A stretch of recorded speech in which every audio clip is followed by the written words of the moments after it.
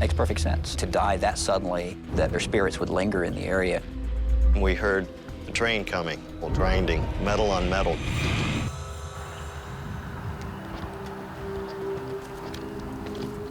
When you walk up to Moonville Station, the tunnel, you're gonna get a real creepy feeling, like you're not alone.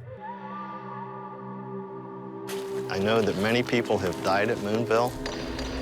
I believe it is haunted. It has several different entities that are there, and the experiences you get when you hike there are never the same.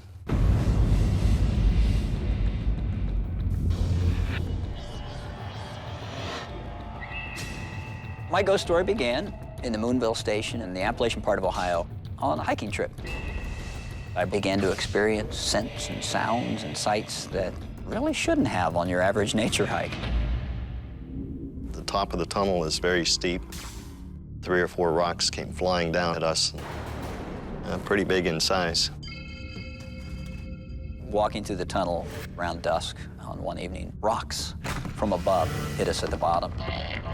We sent my son and one other gentleman around the top of the tunnel on either side just to make sure there wasn't somebody or something causing these things to fly from up there.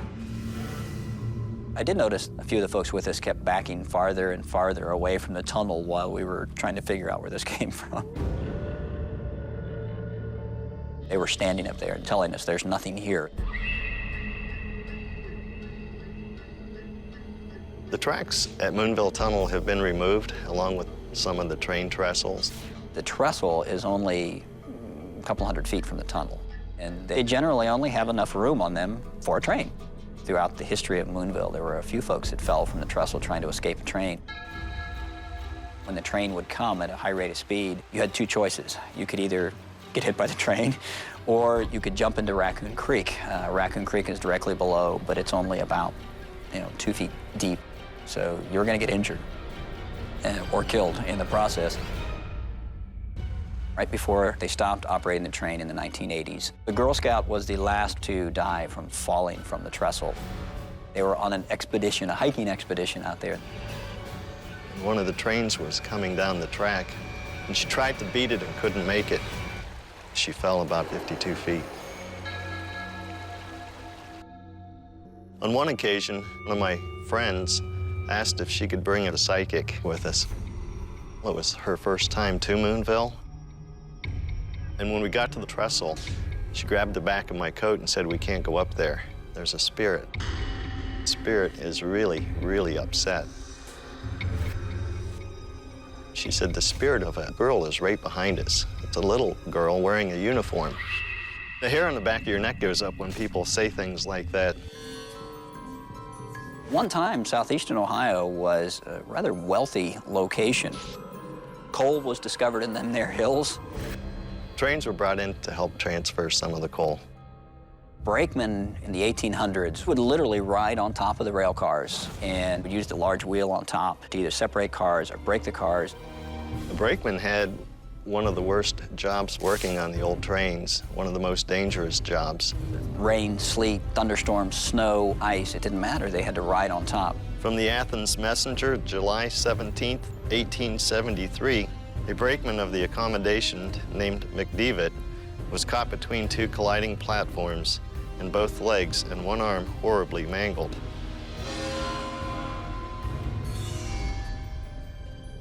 It took time to get any kind of medical care, so he had a very long, slow, lingering death. It wouldn't be surprising at all, that his spirit is lingering behind there in the tunnel. On my first visit to Moonville, I saw this orange light inside the tunnel. It was waving back and forth, and it went from the ground to the ceiling of the tunnel and back to the right and back to the left. It was going too fast and too high to be someone inside the tunnel. The lantern was set up for the brakeman to communicate with the engineer, much like the traffic lights that we have today.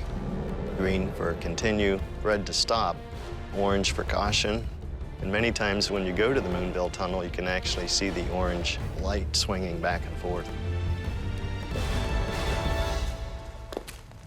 One time I was walking through by myself, and there was a set of footsteps right beside me.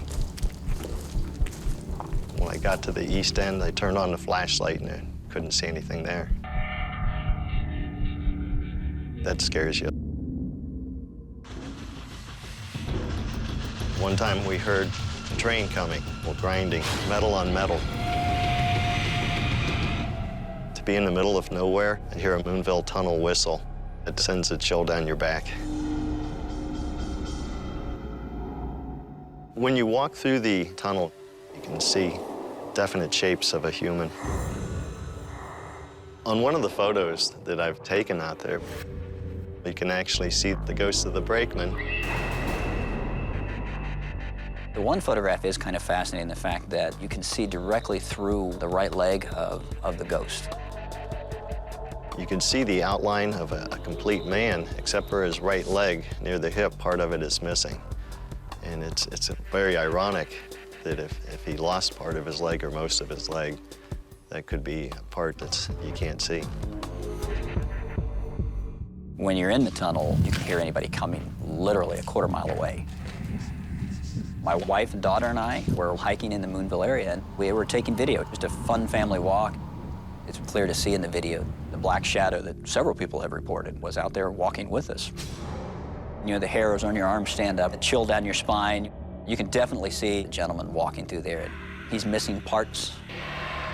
Makes perfect sense to die that suddenly, that their spirits would linger in the area. It gives you that true sense of the creeps. Something's going on out there, that's for sure. Spend a little time in the area, and you could easily experience something yourself.